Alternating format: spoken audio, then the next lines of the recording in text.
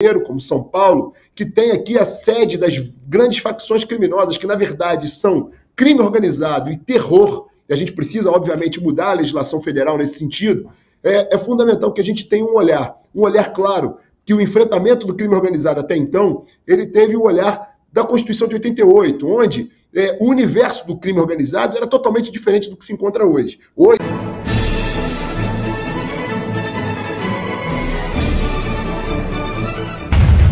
Do governo Cláudio Castro na ALERJ, que é a Assembleia Legislativa do Estado do Rio de Janeiro, que é o deputado estadual Rodrigo Amorim, que está conosco.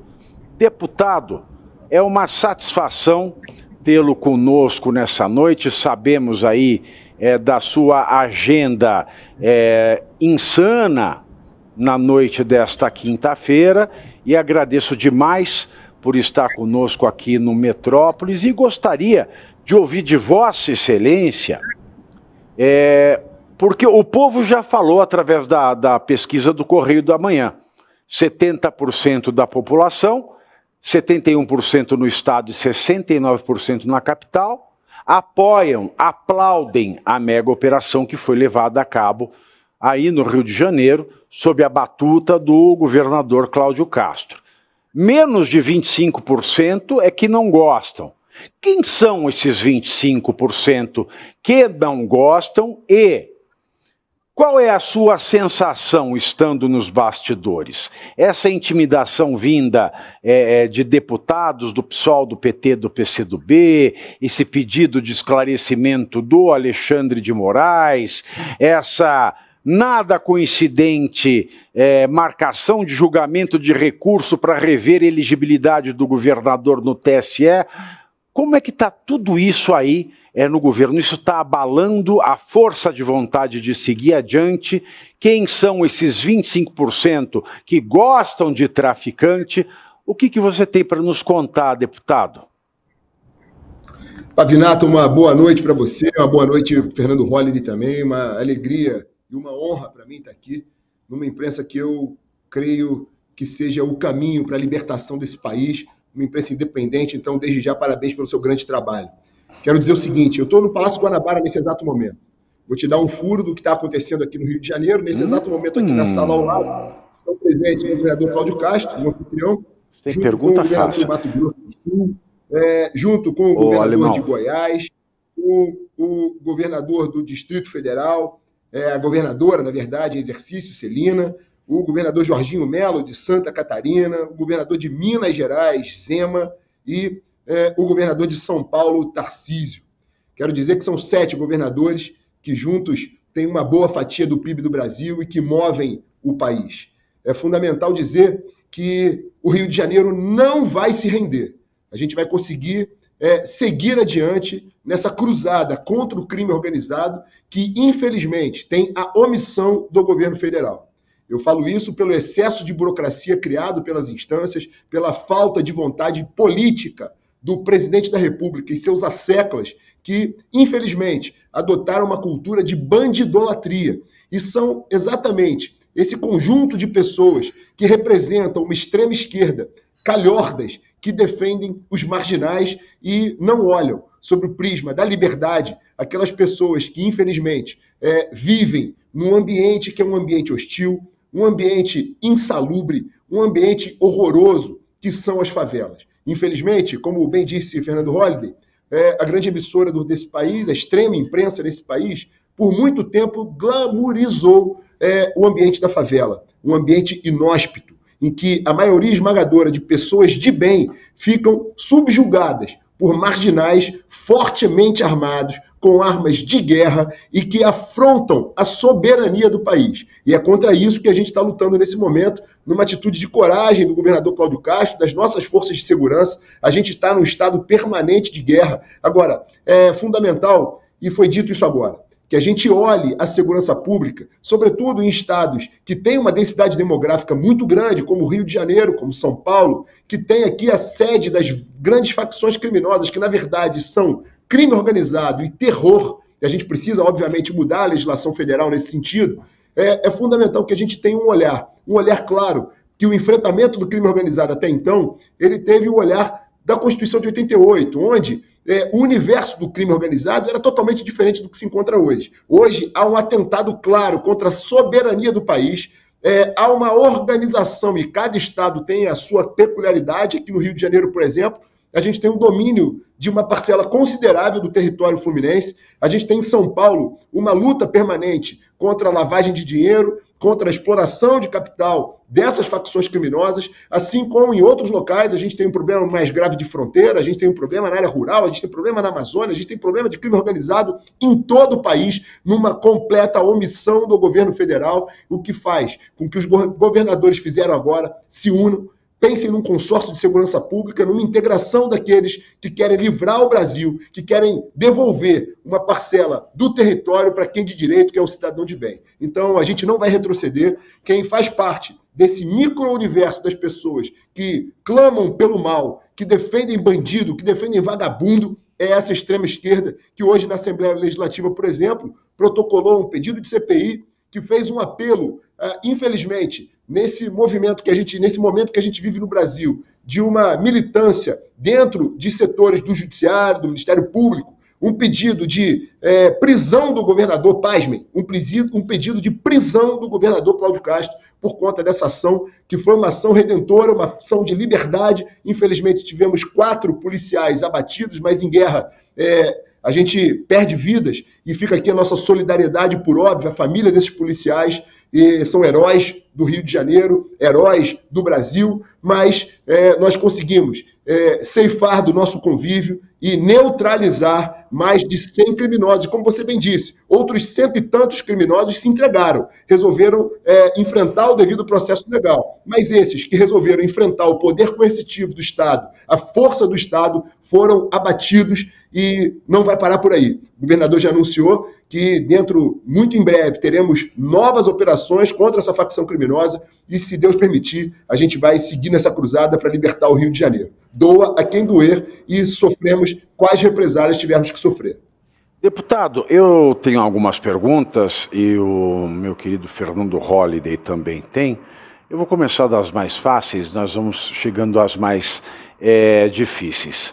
Nós sabemos qual é a parcela da população que vem criticando as operações no Rio de Janeiro. São pessoas que comumente criticam qualquer ação policial.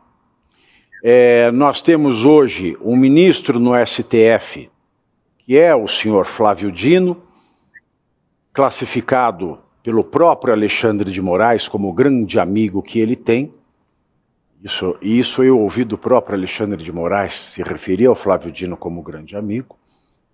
E o Flávio Dino ele esteve presente em 2023, no Rio de Janeiro, enquanto era ministro da Justiça e Segurança Pública, em um dos complexos de favelas. Nenhum deles nenhum dos quais está sofrendo esta mega operação agora, que nós falamos hoje dos complexos do Alemão e da Penha. Flávio Dino esteve no complexo da Maré em 2023, quando ele se reuniu com cidadãos, com civis, com pessoas de organizações sociais, e recebeu desses cidadãos, pessoas honestas, um pedido para que o Estado não exercesse ali o monopólio da violência.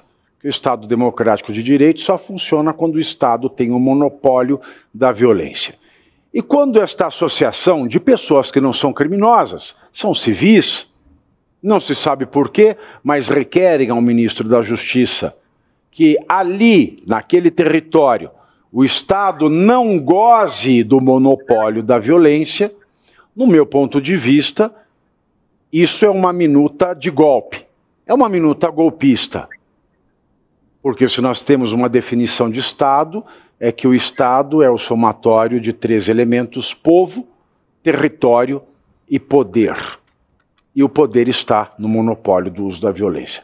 Então, Flávio Dino, de bom grado, pega este pedido para que o Estado não tenha poder dentro do território, poder esse que favorece o seu povo. Isso, para mim, é um golpe de Estado muito mais propriamente acabado do que qualquer minuta da qual não se viu inteiro teor em todo esse processo do que eu chamo de loucademia do golpe. Nós temos no Rio de Janeiro um golpe de Estado perpetrado há décadas, desde que Sarney, seguindo Darcy Ribeiro, fez esta política de polícia não sobe o morro e traficantes têm fuzis eletrônicos, automáticos, aliás. Ora, quando o narcotráfico ele viola, suspende o direito do Estado e não permite que o povo goze do direito do Estado e domina um território do Estado, nós temos um golpe de Estado continuado. Já estava na hora de algum governador olhar para esta mácula, este verdadeiro golpe de Estado, e tomar alguma atitude. Parabéns ao governador Cláudio Castro, às autoridades e a vossas excelências que serviram de apoio a esta mega operação, que foi declarada como uma operação antiética pela Polícia Federal, não segue nossos parâmetros, nós não queremos. O governo federal se negou a ajudá-los.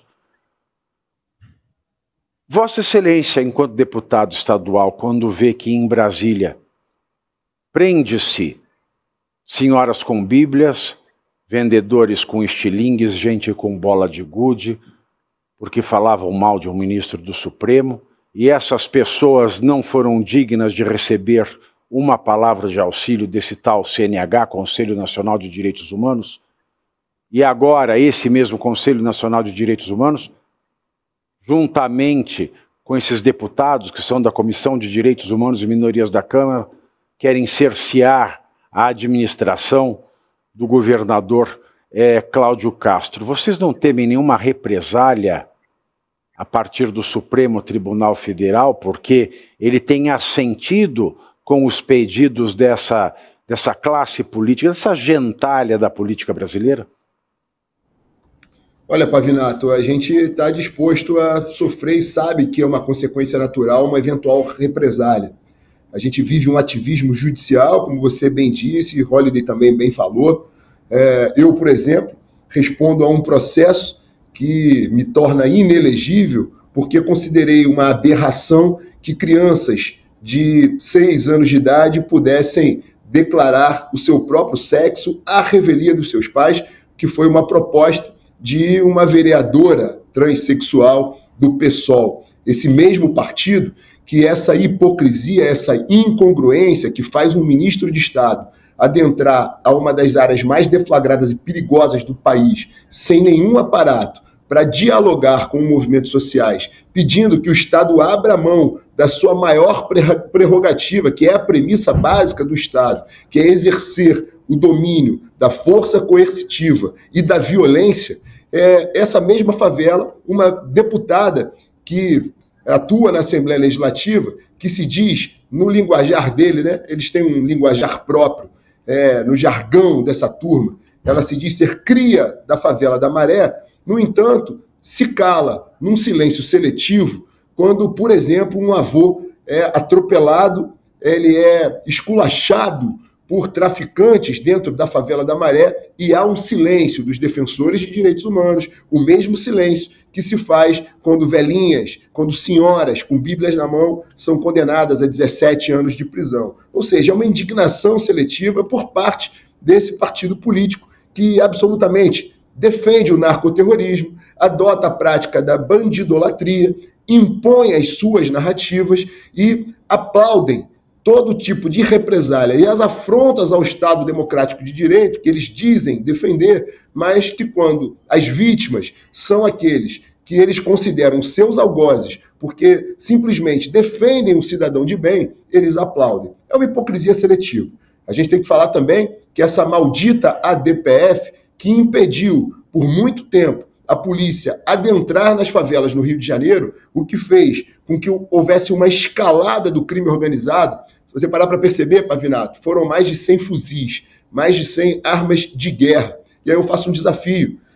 Um cidadão, como bem disse o Fernando Holliday, aqui no Rio de Janeiro a gente viu gente andando de fuzil na luz do sol no meio da rua. Faça um exercício, ande em Londres com um fuzil, portando um fuzil, ande na Times Square portando um fuzil, ou mesmo na França hoje, dominada por essa esquerda progressista.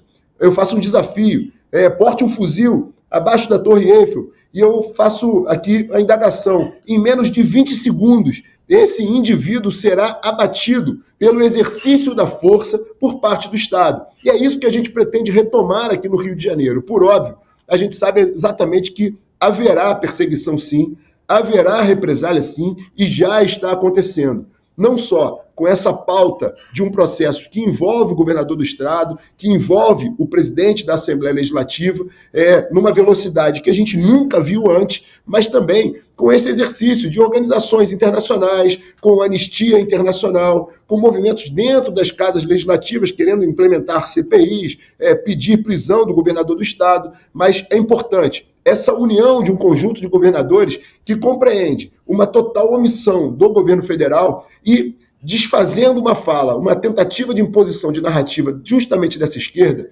não há nenhum tipo de ativismo político por parte do governador nesse momento. Nesse momento é um momento de enfrentamento ao crime organizado e devolução para o cidadão de bem de uma parcela considerável do nosso território. Soberania do Brasil. E você aí já está preparado para ter todos os argumentos para dizer que Marx não foi um cara legal, para dizer que o comunismo não é um lugar para diversidade, para desmontar essa grande fake news histórica da esquerda, que é repetida por nossos professores de história, de geografia, de sociologia, que é repetida nas universidades, que é repetida nos livros. Está preparado para dizer por que Marx não era um cara legal e por que todo marxista raiz também não é, e por que o comunismo é terrível? Você já leu Nos Anais de Marx? Pois é, aqui nesse livro você vai encontrar tudo o que você precisa saber para responder aquele sabichão que diz que Marx é um cara legal, pois não é. Leia agora Nos Anais de Marx, a trolha do comunismo transviado para encaçapar idiotes. À venda em todas as livrarias do Brasil, pelo site ou nas lojas físicas. Não deixe de ler.